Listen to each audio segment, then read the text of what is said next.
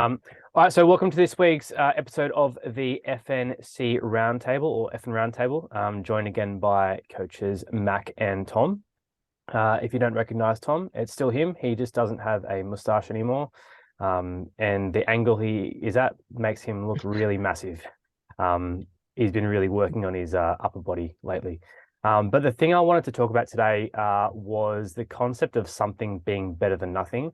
And it's been pretty much triggered by my past 7 months being a dad, and how I'm approaching basically anything in life that is health seeking, that doing something is better than doing nothing at all. And hopefully, the things that we speak about today are really going to help those people that maybe have a bit of an all or nothing mindset, and they think, if I can't do it 100%, then there's no point doing it at all.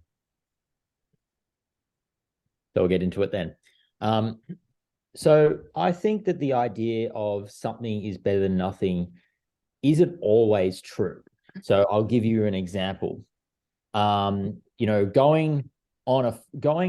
to, say, Europe for one night, in that particular instance, nothing would probably be better than something, because the cost to get there, the effort to get there, the time to get there for just one night stay, unless there's something really significant happening when you're there, that would be an instance where probably something is worse than nothing, and you'd probably be better off not doing anything. But I think there's an issue with this when people take this mindset and overuse it in nutrition, when it's kind of this idea of, if I can't be perfect, then there's no point in doing anything. And that is definitely not the case. Almost always in nutrition, something positive will leave you better off than not doing anything or not making any effort at all. And the idea that, it's kind of perfect or nothing only leaves people with an all or nothing mindset. And if they can't accept perfect, then they're not doing anything. And therefore, there's no middle ground. And because it's not feasible to always be perfect, the end result is, there is no progression towards the goal or improving your life via nutrition. So almost always in the context of nutrition, something is better than nothing, something is worth doing, and doing something will leave you better off. Yeah, and I think to the point there, Mac, of like something leaving you better off than nothing, it's a lot easier for a lot of us, I think, to appreciate that fact when we think about it backwards. Like, if we talk about making our health worse, there are small things we could do to make our health worse, and there are also really big things we can do to make our health worse. But for some reason, when we talk about improving our health, like you can say to someone, hey, if you added in 3 beers every day, that's obviously going to be bad for your health. But if you said to them, hey, like you should actually start doing like lots of injectable drugs on the weekend, that's like even worse. But when you talk to someone about, hey, we want to make things slightly better, it gets really weird to conceive that, hey, maybe just adding fruit this week is actually a net win for my nutrition. And it's definitely, like, it's significantly better than nothing. Yeah, that's a really good way to view it there, Tom. Every cigarette you have is killing you essentially, right? People have that, they really understand that, but they don't realize that every piece of fruit they have is helping them move towards becoming a healthier version of themselves. If we just backtrack towards what Max said about the Europe trip, actually, I flew to Singapore for one night and played a show and went back to the States, and it was fucking amazing. Something was definitely better than nothing. Like, when the rest of the band was there for the whole, I think they were there for a whole week and I flew there for one day, it was definitely the right decision to make. So I'm glad I was an outlier there. You just want to tell us you're in a band. Yeah, it's true. You just want everyone to know that you were like some international artist. That's all that is. Yeah. I just used to be really cool. And now I'm not. Now you're a dad. Cool. Now I'm a dad, yeah. Yeah. So, I think another issue that people have is that they have this what we call a gap mindset rather than a gain mindset.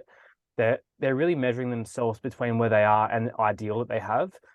So that the goals they have, and they're not measuring themselves backwards towards how far they've come or the improvements that they've made. And that's what we call the gain mindset, which is a bit more positive.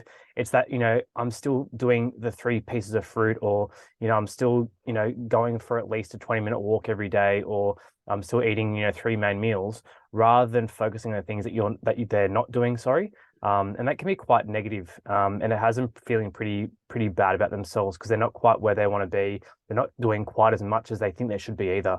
And I think if we can swap it to that really positive and that gain mindset, it can be really quite helpful.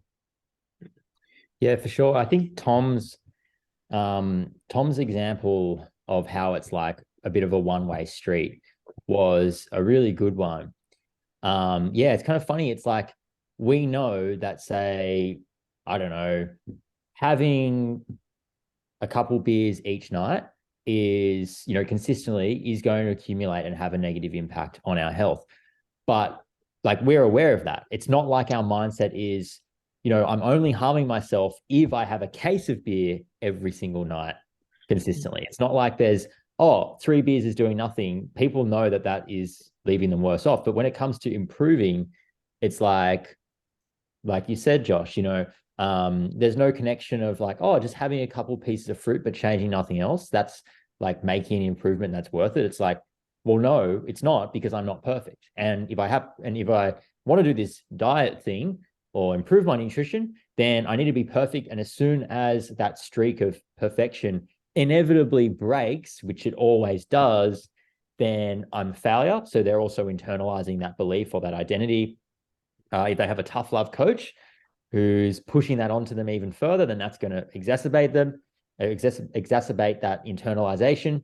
And then after that, they're going to be even less motivated to continue to try and even more closed off to the possibility of finding okay, well, I can't do that, but what can I do? They're going to be closed off to even exploring what that is. Yeah, and I think too that like often that is so immediately discouraged. People don't have the opportunity to go, okay, how do I engage with this, or how do I make it a little bit better? Like it's the classic, you did meal prep, so you got like KFC for lunch. When in reality, there's actually a whole continuum of options between A and B. And like often someone will ask me, like, oh yeah, what are some good suggestions? And like I'm happy to talk about suggestions, but the biggest skill is not in knowing 2 or 3 things you can eat, but it's in going, okay, I'm in this situation right now. What do I have available, and how do I then like get to that sort of best feasible, or like most appropriate option, right?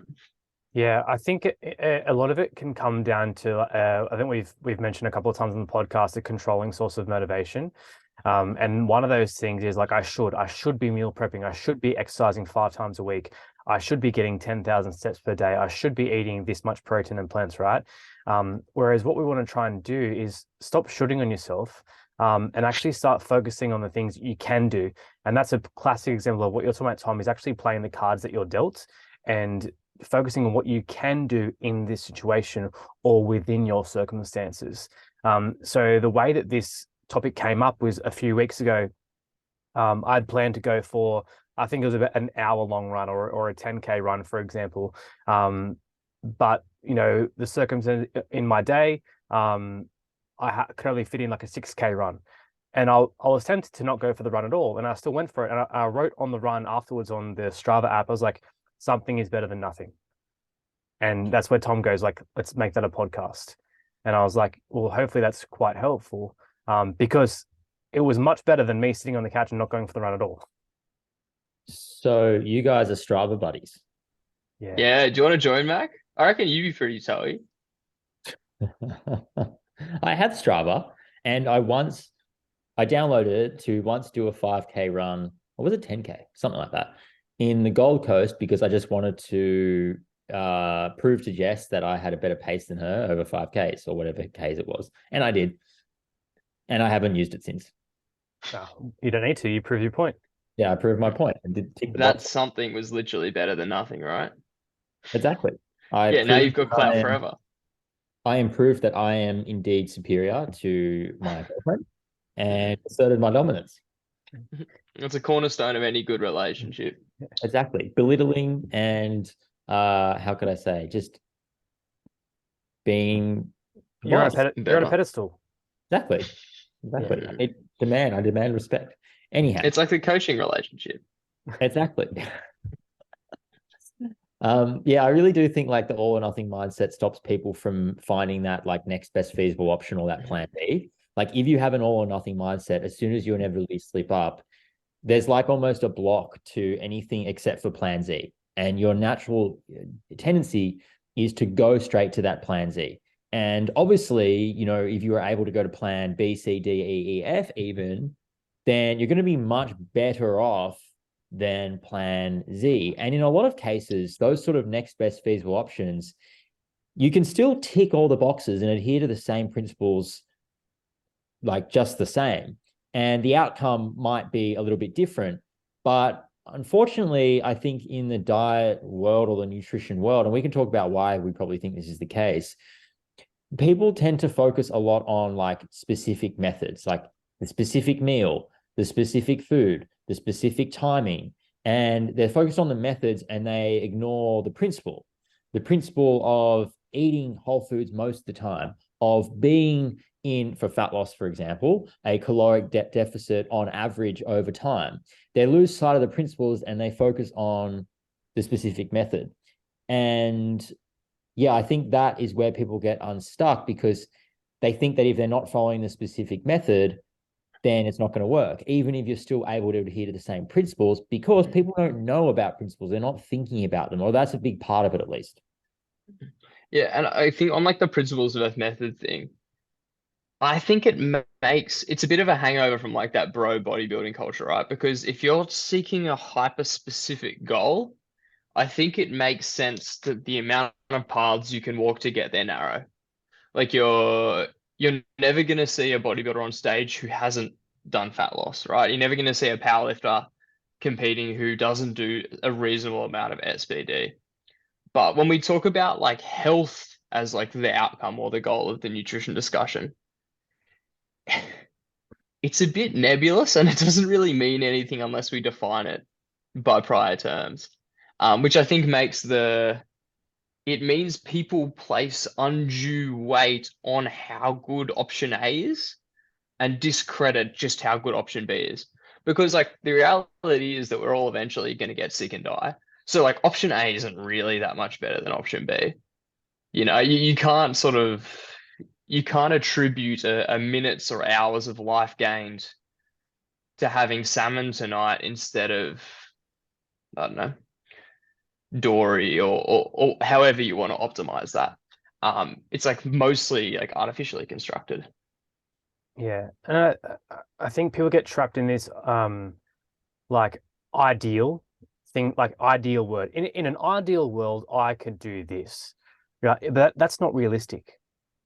Like, and we probably mentioned this before as well. Like, but you could ask yourself, like, how has having an all or nothing mindset worked for you? How has trying to do everything all at once worked for you in the past? It hasn't. And if Mac mentioned before about where does this come from? Maybe it's the challenge mentality of doing a 6 or a 12-week challenge where you completely overhaul your diet and maybe they get results. Oh, but it worked for me in the past, but it didn't actually work for you because you couldn't sustain it. Whereas in reality, if you had the something is better than nothing or the always something rather than all nothing mindset, you would continue to make progress or even at least maintain, the healthy lifestyle that you want to have, or, start to make incremental changes towards the life that you want to live as well. Yeah, I think a big part of it is the development of health protocols. And it's something that I think actually in the last 12, 24 months has grown exponentially in popularity thanks to this sort of biohacking thing that's starting to come back, but in a different form. So I think years ago we had like the Bulletproof guy and the Poliquin with all their health protocols and their like special plans and stuff. And I got sucked into all of that years ago. The And I duck felt eggs. that fizzled off where people started to focus more on like principles. And that was really positive. And that was probably helped by people like James Smith, for example, who made ranty content and just, always ranted about calorie deficit. Not that that really helps people do it, but at least it was like shifting the focus away from these optimal health protocols. And now it's all about morning routines. It's all about the optimal ice bath to sauna ratio, and waking up and getting sun at this time and not drinking coffee on an empty stomach, and all these optimal protocols. And the idea behind them, or the way they push it or make it really appealing, is not only is it fancy and it's like innovative or cutting edge, and that's like, oh, this is like the new thing. That's like, it's like what the dietary guidelines don't want you to hear, it's appealing. It's a big draw card, a big selling point, but it also functions on this premise of, as soon as you break the protocol, you've stuffed up the whole thing. So back in the day when I didn't really know much about much, I got sucked into this Poliquin thing because I was working in a gym where this guy who used to have all these weird protocols, they were big fans of this particular quote unquote educator.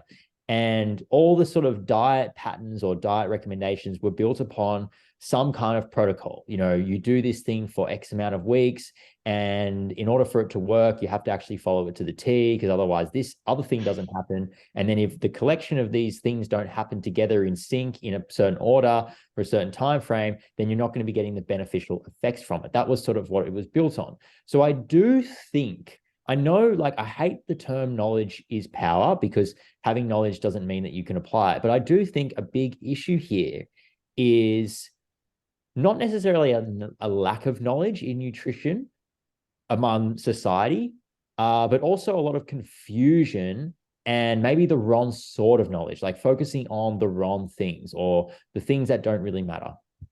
I would even then say it's not even so much a lack of knowledge, it's a lack of taking the time to really reflect and challenge your thoughts on the all nothing mindset and your beliefs about something isn't good enough. Actually start to, it's quite irrational. Realistically, if we think about sleep for an example, right? If you know something happens, and ideally we want to try and aim for 7 to 9 hours of sleep per night. I would, one day I'm going to get back there, right? I sleep on the lounge for 7 hours at the moment. But in reality, if you go, oh, I can only have 4 hours sleep per night, you're not going to go, fuck it, I'm just going to stay up all night. You don't do that. But for some reason we do it when it comes to nutrition and training. Really good example. Yeah, So well, we just need to challenge the irrational belief. Yeah, well, because I will often ask someone, oh, can you think of another domain where you regularly practice moderation, or you're able to handle nuance? And I think people love identifying as being a perfectionist. It's like it's not actually a flaw, it just makes me quirky. Someone on TikTok told me about it. But if every single person has a domain other than for fitness and nutrition, where they've exercised a bit of nuance or done a bit of a plan B, plan C. And sometimes getting people to recognize that, like with that sleep example, is all they need to have this sudden boost in self-efficacy and understand, oh, I'm actually a person who's capable of doing a plan B or a 7 out of 10 effort. This really highlights how our own beliefs, thoughts, and feelings can get in the way of us achieving our goals. And sometimes disputing those thoughts and feelings is the answer, as opposed to accumulating more knowledge. Okay. So even if someone feels like they're a failure, they've attached that to their identity, they've internalized that belief because they've had tough love coaches, belittle them and make them feel like a failure because they can't follow quote unquote the plan or the diet or whatever. That could be the thing that's holding them back the most. It's not what foods should I eat or what macros should I follow or what supplements should I take. It could just be their beliefs. And I think that's a segue into self-sabotage, because you can fail to stay consistent with goal-directed behaviors due to a fear of success or a fear of failure. And if you internalize the idea of I'm a failure, I'm always going to fail, then you will almost self-sabotage in preparation for that. or because you know it's going to happen anyway. So you don't have to go through the effort of trying really hard. You're just kind of like scapegoating it in a way. Well, and like, to be fair, I think for a lot of people, like, it's way scarier to know you've tried your best and that you still haven't cut the mustard than it is to go, oh, I could have done X, Y, Z better. This could have been the case. And I think it's really worth interrogating, because for most people, it is invariably about doing your best. Like, and if you are measuring internally, you should be able to challenge that thought. You should be able to go, okay, am I actually scared of not being good enough here? Or do I just want to be as good as possible for me? Yeah. I like that. It's about what you said, they're doing your best. It's not about being the best, right? Mm. And there's a podcast that I used to listen to like religiously called the High Performance Podcast, and they've got a book as well. And one of the they ask every guest, like they interview some of the best athletes and business people in the world and artists, right? And the first thing they ask them is like, how do you define high performance? And one of the best definitions I heard was, I'll paraphrase it, but it's basically, doing your best with where you're at with what you have. Like, and you can't really ask for much more than that. Again, it's just about playing the cards that you're dealt. And yeah, really doing your best within the circumstances, not being the best or doing the optimal thing. But also it takes that reflection to know like where you're at the moment and what options you have available. And I do think often that like desire for optimality actually stems from like an inherent feeling of like, I am not enough as the person I am right now. Um, like, I think for a lot of the people who are out there sort of like fighting demons and trying to pursue their gains to the tiniest 1%er, um, they're actually in that position because they're deeply dissatisfied with who they are. And they think that if they can throw more things, it helps them justify, hey, I'm actually like, I'm okay. And even if they fall off the bandwagon, they sort of jump back on quite aggressively, because that's the soothing tactic. That's the thing that's going to make them feel better. It's almost like, yeah, it's almost like a scapegoat for solving real problems. Yeah, just it's that bit of a band-aid solution. Mm. You Well, and know, like, yeah, like I think there's a concept called the choice point as well, which is from acceptance and commitment therapy.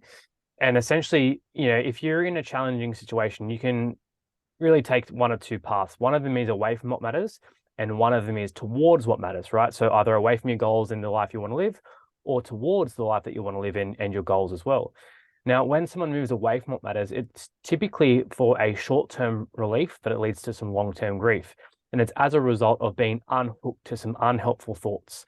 So, Mac, you mentioned before about like your thoughts and feelings impacting your behaviors. And that's the cognitive triangle right there, right? It's not just about knowing that, I shouldn't have 3 beers every night. There's a reason why it happens, and it could be triggered by thoughts and emotions. Now, what someone can do is, if they're faced with that choice point, they can either move away from what matters by having this all or nothing mindset, or trying to throw the kitchen sink at everything, or going, oh, I can't go for a 10K run, I'm just going to sit on the couch instead, or I can't have my planned meal, I'm going to order Uber Eats instead. That's that choice point moment. What they can do is try and move towards what matters by unhooking from those helpful thoughts and actually notice those irrational beliefs that are coming in and start to challenge them, and really ask yourself, like, is this decision I'm about to make by doing nothing when I could do something helping me move towards what matters and the life that I want to live? Yeah, and part of that's also actually having a good answer to that question, right? I there's really something to be said about how the fitness industry pitches a solution to people. It's like this self-actualizing, Maslow up the wazoo of, you too can be the best or desired or whatever. And you can do it by doing X, Y, Z.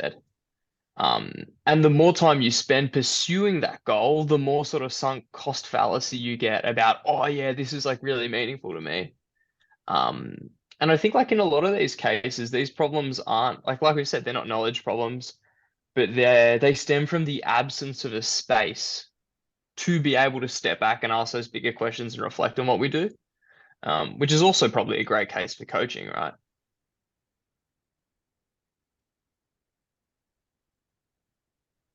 Yeah, yeah, definitely. I think Yeah. right. Yeah, I was waiting for Mac to DM chime in. Mac. Yeah, Yeah. you there, Mac? Yeah. I mean, I was just going, yep, good. Yeah, but like you said, Tom, is like having the right answer to that question. But I just don't think enough people actually pause before making these decisions and put a gap between the stimulus and the response. And that's a really great way to break a habit. So rather than like if that, doing nothing as a result of not being able to do everything perfectly is your reaction, your automatic reaction, just simply pausing first before making a decision is really helpful. And then you can challenge the question because you can't challenge it without pausing first. Oh, how good is Zoom and the awkward silences? I'm gonna have to try and edit that one out. No, mate. I We're think, raw. yeah, true. I think it adds suspense. It's Yeah, like a bit of a tension release Yeah. relationship, isn't it? oh, I just think it could make it more real, just we're fair income, you know, fair income. We have the awkward silences on the Zoom because we don't No, know who's speaking no, next. no filters. No Mm. filters. Yeah, I mean, the power and the pause, that's something that you always say, Josh. I love that. And obviously, if we're able to pause for a moment, we can think about the triggers, the drivers, the factors affecting why we might be drawn to a particular decision, even though we consciously know that it's not going to help us be better or move us in a direction we want, or even have a negative impact on us. But I think one thing that I've struggled with actually a little bit as a coach is, okay, power in the pause, that's all good. That's great. But pausing is easier said than done because, things happen fast in this world, or it's often really easy for an urge to quickly turn in, hey, I'm eating the food, or I've got the ice cream in my mouth, or that Mars bar's already been unwrapped. So yeah, I think one of the hardest things is actually, having strategies for creating that time gap. Not only so you can recognize the drivers and the factors or the influences or the triggers, but also reflect upon your values. Think about your values and then consider what option is or what choice is going to move you towards those values. So I'd be curious to know what strategies you guys have when it comes to creating that pause or creating a position where it's easier for clients to pause, because we've got things like urge surfing and what have you. So yeah, I want to hear what things you guys have found to be helpful. Like you said, it's a fast-paced world. Things happen so quickly because our environment has cues that trigger a certain response. We think of the habit loop of cue, routine, reward, right? So we get triggered by the cue, and then we do something to get this reward, right? Could be stress eating, could be the pressing the snooze on the alarm, right? It all happens so quickly. Um, so it's hard to try and change all those things all at once as well and be on alert for everything that could happen and all the triggers in all of your environments. So what I would suggest is just picking one thing to try and really focus on and then get privy as to what your triggers normally are. Right. So if you know that you tend to stress eat on a certain day, and you tend to go to the fridge or the pantry, then having something in your environment that actually says like pause. Like I had a client once who put the 10 10 10 on a post-it note and put it in different areas of her house. And she said that was really helpful because that was the visual cue to then trigger the 10 10 10 strategy of asking yourself, how will you feel in 10 minutes, 10 hours, and 10 days? Yeah, I kind of agree that you can't really focus on trying to apply the pause universally. Like you can't just say, okay, this week I'm just going to pause before every possible food decision. Like I just don't really think that's feasible. And the difficulty in doing that is even worsened by stimulus that we're exposed to in the modern world, but also like stress and feeling rushed and feeling anxious and those sort of emotions. Like, I can think of so many instances, even in my day to day, where if you said to me, you're going to have to take a pause for 10 seconds, even, I'd be like, what? Like, I'm doing stuff. Like, I'm not thinking about that right now. That's going to require me to, be less efficient in general. It's going to require me to stop doing something that I was doing. It's going to require me to shift my like line of thinking when I'm trying to focus on something. And that's a good skill to have, but it's not like it's difficult to do that. So I think focusing on one particular instance, like it could be afternoon snacking, like one particular nutrition struggle, and trying to really isolate that and then making that your opportunity or that particular thing where you plan on practicing trying to put that pause in place. And there's plenty of ways you can do it. I even think your food environment, if we're talking about food, because we're nutrition, I think that's a big factor. Like if you can create steps or time between when you have the urge and when you can actually act or action it, then that's going to help you, because urges come in waves. And if you able to create some sort of time by even putting certain foods in places that like a little bit further or harder to reach, or having foods in your house that require some level of preparation step, then even that might be enough for you to be better positioned to make a decision that moves you towards your goals and values. Yeah, we call it effort barriers, putting more effort barriers in between you and the behavior that you don't want to do. And then removing effort barriers between you and the goal line behaviors. Yeah. And I guess like to make this point, I guess like the whole conversation, like writ large, right? Something there and having some kind of moment is so much better than nothing. So like often, like I'll often approach this in two ways. Like, do we need like a specific like environmental way of engaging with this? Or do we simply need to give people a chance to get better at having that kind of insight? And obviously like you meet people with where they're at with that, but like genuinely something like practicing mindfulness can be super useful for that kind of thing. And another thing I like to lean on is getting people to retrospectively do it.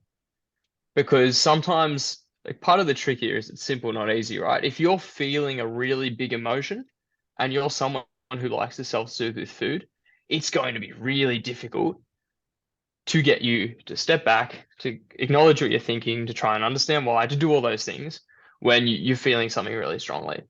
But I think if you do that afterwards, not only does it help you identify how to engage with it in the future, it also fosters a little bit of compassion. It stops that sort of going off plan as being like a failing, and instead helps you understand that this was actually like a difficult position I did my best in. Which is the other side of that, right? Because we want to preserve and improve people's self-efficacy as much as possible. Yeah, and that kind of goes back into the theme of the podcast of something is better than nothing. So some reflection, some introspection is better than nothing. So yeah, you could pause before it happens, but if you reflect afterwards, then that's still something, right? And again, to reinforce the theme of something is better than nothing, pausing before making a decision, even if you make the decision to still, let's say, indulge or self-soothe, is still a win because you paused. And you're putting that gap between the stimulus and the response. And over time, that hopefully starts to change the behavior because it's not so automatic. And especially there, right? Like, we're not saying you need to do 40 days and nights in the wilderness, like, in the desert eating locusts and honey. Um, which is the thing, right? Like, we're not pushing this like super complex, refined, deeply involved, you have to execute perfectly protocol. Like, you've literally just got to do the tiniest bit. And I think also it's important not to frame that mindfulness as the most we can do, but instead understand it's a small step and we're allowed to take a small step instead of having to go the whole hog on it. Yeah. And it's even like with mindful eating, right? It doesn't have to be every single meal that you eat mindfully because it may not be realistic. But if you can pick, one meal a week or one meal a day where you can sit down and eat without distractions, again, that is better than nothing. If we think about the urge surfing or pausing before deciding, it may not be at the most challenging of situations that you face. You might start with the most simple one. So, today I was tempted to check my phone before I've been trying to do like work blocks. And I was like, I had like 15 minutes before my work block, right, was finished. And I was like tempted to check my phone. I was like, no, like pause before making the decision to check the phone. And that wasn't a really, like, for me, it was quite an easy situation. Whereas I could have been in a more challenging situation. It would have been a lot harder for me to do so. Whereas now I'm kind of building up my confidence in the pause to try and then use it in a more challenging situation later on. Yeah, and then I can actually speak to a similar thing with like the desire to check your phone when you're working, even though you're like, no, you got to finish before. And like, I know me that if my phone's right there, like as soon as I get that urge, that phone's in the hand and I'm scrolling on Instagram. But if I create the effort barrier, like you said, Josh, and the phone is in the other room on charge, or it's on the kitchen bench where I have to get up out of my seat and walk over there, then I'm much, much less likely to check my phone. And, obviously I get more shit done because of that. Back to all or nothing thinking, I think there's a really there's another big negative of it. And that is actually the failure to recognize the good things that you did, or the failure to stop and smell the roses. So, like, I had a client, for example, this week who had a few little like lapses or slip ups. And we had a bit of a WhatsApp message exchange prior to me going through and looking at the check-in and all the information in there. And based on the WhatsApp exchange, it was, the week was horrible. I was expecting to open up the check-in and see just like nothing at all that is value or goal aligned. Okay. But I opened it up and I would actually say that it was 85% of the way towards theoretical optimality. But because there's still a lingering all or nothing mindset that we're working on, which we reflected upon, but because that's still lingering, the mindset shifts automatically to, I was inadequate, I didn't do a good job, this isn't good enough, I need to try better, and all these sort of negative thoughts. And, people will say, oh, so what? Like, at least it's like the tough love thing of like self-criticism makes you, it forces you to pursue greatness. And that's a particular argument that you might get. But in actual fact, it doesn't have that effect. What it does is just diminish your sense of self-efficacy or the confidence that you have in your abilities. And when you lack confidence in something, guess what? You're also going to be less motivated to do it. Generally, we're more interested in things that we're good at. Like, if I was shit at surfing, I probably would, not be in a position where I can say I've done it for 20 years. Like, I've been a surfer for 20 years. I would have done it for like a week and then gone, I'm shit at this, I'll find something else. But generally, we're gravitated to the things that we're at least competent at. But if we feel shit at something, even if we aren't shit, well, it's going to diminish our ability to want to keep going and keep trying.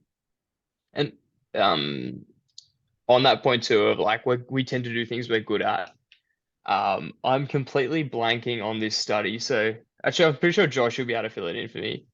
But there's that like classic experiment where a bunch of kids are given rewards for painting and some aren't. And they find that the kid, is it the painting that was, but like the people who receive external reinforcement for the thing, ultimately, like, it becomes about the external reinforcement as opposed to like the internal joy of the thing. Yeah, if they got paid to do something, there's even like Yeah. other tasks on like adults as well. Like if you paid someone to do something, they end up enjoying it less. Yeah. Yeah. And that's why, Like, guys, like, I'm not paying you for coaching anymore. well, I think there is something to be said about how a lot of people get a pay rise and have their happiness increase for a couple of weeks and then go back to being miserable, and they keep doing that every year for most of their life, or for ideally for a while. But like, something I find hard to get people to do, and I'm really trying to push at the moment, is being able to find, like, I think joy is a bit of a wanky word, but to be able to find good feeling about themselves, about the things they've done without me. Like, I think most of the people I work with are terrific. Actually, I think all the people I work with are terrific. If you're listening, but I shouldn't need to tell you that when you like, I would like you to go, oh, hey, I did a really good job this week, or even better, this has made me feel good, and that's like a pretty cool thing. And it's super hard to learn that when you've spent so much time trying to get a tough love coach to love you, because they Yeah. remind you of your dad. Yeah. That's why I really like the self-reflection that we encourage our clients to do with a weekly check-in, right? One of the questions is, what did you do this week that moved you towards your goals? Right. And they're reflecting on that. They're saying, like, I did this, I took action and I moved towards what matters. I committed to my values in the life I want to live by doing these things, right? And that's what one of my favorite questions to have in the check-in. If we go back to what you were saying before and back about your client who had basically 85%. Imagine if you got 85% in an exam or an assessment, you'd be fucking cheering. right? But for some reason, when it comes to your diet, if you only get 85%, you're like, oh, fuck, I got 15% wrong. I failed. What kind of world are you living in? Like, if you were an assessor, like, I would hate you. You would hate them as well, right? Why do we have this mindset when it comes to nutrition? Like, man, when I was at uni, P's got degrees. Like, seriously. Yeah, why can't we have a P's get degrees mindset with nutrition? Because, like, I'll be realistic with you. If you have a degree or a master's or whatever in something, no one's going to ask you, like, oh, did you get a HD? No. Like, if you go for a job interview that's directly relevant to the degree that you have, I personally don't think that you're ever going to be asked, okay, so what were your marks in your, this subject that you did in your second year, like second semester? Like, it's just like, no, oh, this person has a degree in things, but, you could have got 51% overall mark, but the outcome's still going to be the same. And I actually think that in almost all general nutrition goals and healthy eating type endeavors, that is very much the case. Like, the 51% mark is literally the same as the 98% mark. Yeah, okay, when we start to go more towards the goals, like, I want to be the best in the world at this, I want to pursue this to this really high level, then, that's less so the case. And that's when there is a difference between, say, a distinction and a high distinction mark. But I think there's this failure in nutrition for people to realize that, yeah, P's do get degrees. And like I said, I think there's a few reasons why that is the case and why that is specific to nutrition as being the case. And I think it is part of the confusion, marketing tactics, recent trends, and also like the internalization of certain beliefs that you might get from a tough love coach. Yeah, and I think like not only do P's get degrees, but you get to set where the pass mark is, right? I think there's part of the problem is with the tough love coaching, you allow other people to set that bar for you. And when your bar is 100, like you're ultimately always going to feel like a failure. But instead, if you can go, what's the outcome I'm after? Like Max said, if you're an elite athlete, want to be the best in the world, your bar will be in a different place to someone who simply wants to get better.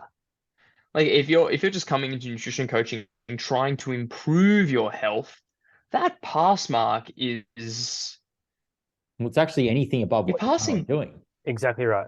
Yeah. So Improvement. so like you have basically all the world of options to choose to be able to get your degree. P's get degrees. Yeah, I'll use an example that I have with clients, right? We think okay, 5 fists per day as a standard we want to reach for vegetables eventually, right? But if someone currently has one, I say to them, okay, realistically, how many can you try and add in and aim for? And they might say 3. I'm like, great, cool. That's 2 more than you currently have. That's a You're better off for it. significant. I'm not saying, oh, don't worry about it then. If you can't do 5, don't worry about it. It's not like you go from 4.95 fists of vegetables and it does nothing and your health is really, really bad. And as soon as you get that 0.05, you're like living super health. Yeah. Yeah. It doesn't, it's kind of like, I think like people do this with things like protein intake.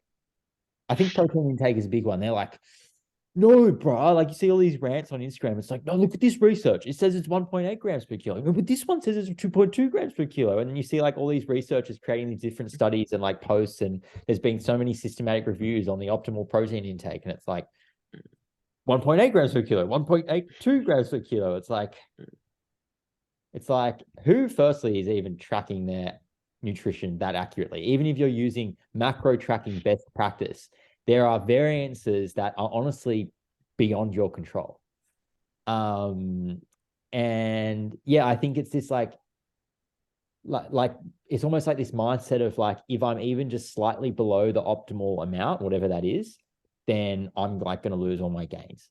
And it's like, honestly, it's like you could probably consume a much lower protein intake than the ideal recommendations, and you're still within a pretty good range.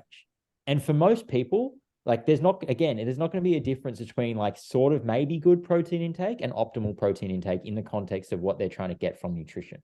So it's something that you wouldn't really stress over. And if you weren't perfect with it, then you wouldn't like lose sleep over it. Yeah, it's what's the return on investment for that effort? And then what's the trade-off? Like, how long can you sustain that for as well? And it's the same with the whole or nothing thing. Like, if you try and overhaul your diet, how long can you realistically do that for? And then when you eventually can't sustain it, then you're, fulfilling your affirmation that you're a failure, that you can't do anything that affects your self-efficacy for next time you try something as well. It's just not really helpful, right? We can't Yeah, we can't have this discussion about something is better than nothing without talking about the diet dimension, Mac, in particular. And I think what we want to try and do is actually define your levels. So, what is a 10 out of 10? And then what is a 0 out of 10? And then what is every single level in between?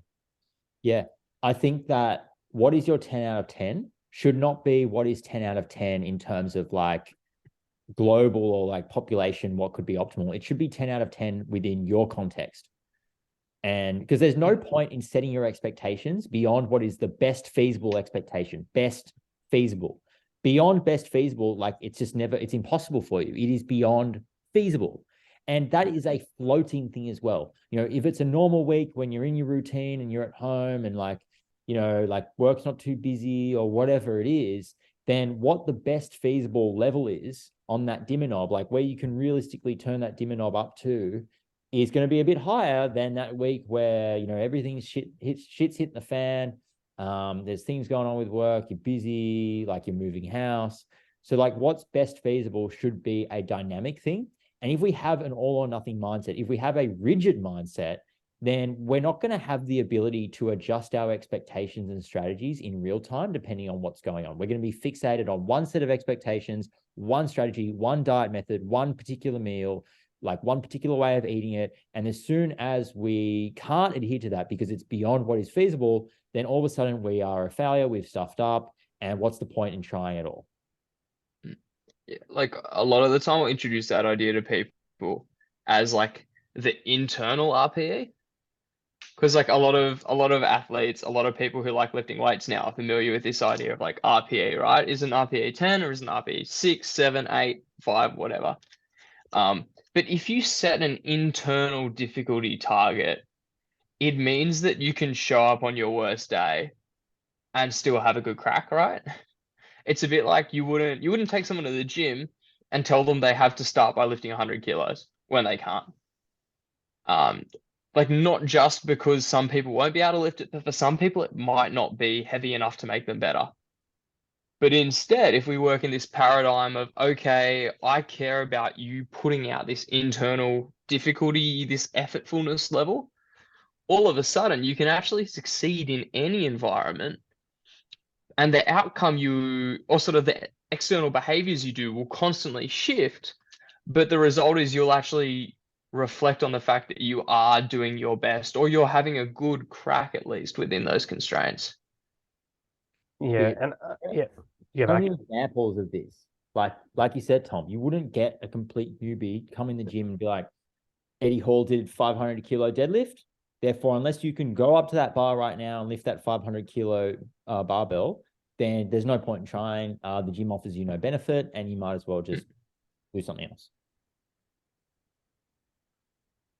Yeah, like I think hopefully when people hear this, they go, "Fuck!" It is so irrational to have an all or nothing mindset, or to define my standard by someone else's standard. But you actually have to challenge these irrational beliefs. You can't just say it. Like you actually have to sit down and do it, and be quite active with it. And same as the reflection and the pause. Like you can't just kind of push to the side. And I know it might sound like a bit wishy-washy and woo-woo, but like it can really help. Like honestly. Yeah, because I think there's acknowledging you do it, and then there's understanding that's a thing you have the power to change and engage with. See, Mac. Instead of just becoming one of those people who goes, oh, like I'm so all or nothing. Yeah. Like look at me go. I used to work at a gym with I want to be careful about how I say this. I used to work at a gym where a lot of the personal trainers had very extensive extracurricular activities on a Friday, Saturday, Sunday. And they sort of went, oh, like I'm just all or nothing. It's how I'm built. But you don't have to be that way. And I think like identifying with it doesn't actually it doesn't help you unless you want to do that and to continue doing that. Yeah, it's the toxic trait thing, right? You can identify with a Mm. toxic trait, but unless you change it, then yeah, what do? You're just telling the world that that's who you are. And again, it's a self-fulfilling prophecy as well. It's Yeah, essentially and that form of self-handicapping. yeah, well, and is it actually in line with who you want to be and what you want your life to be like? Like, sure, you may be someone with a tendency towards being more all or nothing. And you might be a 90 out of 100 on that scale. That might mean you're never a 20 out of 100, but it doesn't mean you can't be 85, 80, 75, and that won't improve your life. It's sort of like pictures within pictures here. Yeah, I think again, like you've had this question. Sorry, you've used this question before when it comes to like goals. Like, where does the goal come from? Or where does your all or nothing mindset come from? And then, if we can challenge it and go, is it really serving you? Is it really helping you become the person that you want to become? How's it going for you? Are you willing to change that approach and focus on the always something mindset or the something is better than nothing mindset? I don't know if you follow these pages, Tom, but I see quite a lot of like these, visual, like these graphics. They kind of make like a mindset quote or something into a graphic, and it like, it makes it for those like visual learners. It can really help someone grasp the concept and add something really concrete to it, right? I would love to have something like that where we actually show them like, all or nothing, the progress that you make doing that versus the always something, even if it's like a one, it's somewhere between a 1 and a 5 out of 10 compared to a 10 and 0, 10 and 0, 10 and 0. Like I would love to have that visual representation, and then that really open people's eyes and goes, that's kind of what you mean. It's like that graph. Have you seen the graph where it's 1% improvement daily for a year? Yeah, the It's James exactly that, one, right? yeah. Yeah. Yeah, no, completely agree there. Because like I think it's the recency bias thing, right? We value this moment so much, but discount 6, 12 months time. And for the vast majority of us, we do have a lot of time. And something I often have to work really hard to try and convince people seeking weight loss is you have your whole life to lose weight. And sure, like we want you to lose any body weight you want to lose in a timely fashion. We don't want to drag it out, rah, rah, rah. But 12 weeks isn't the finish line. No. It's and I think one of the nice things about the additive behaviors thing is you're gonna have to keep doing this forever. So it forces you to ask the question, how can I do this forever? As opposed to how can I just desperately make it work for the next week and a half? Yeah. Yeah. I love that. How can I do this forever? That's a really good approach to it as well. Just wrapping up again, like Mac mentioned before about the whole optimality crew. It's really like the likes of Huberman are really taking this too far. There's the whole like get the sunlight the first 20 minutes of the day when you first wake up, right? Have you heard that one? Now there's one that's saying like the sunlight in the middle of the day doesn't count.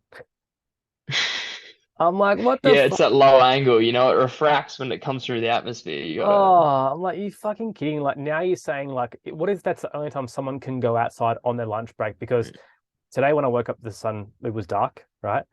Like, what if I could only get sunlight outside? Imagine if you had the all or nothing mindset, like, it's not the first 30 minutes a day, so there's no point.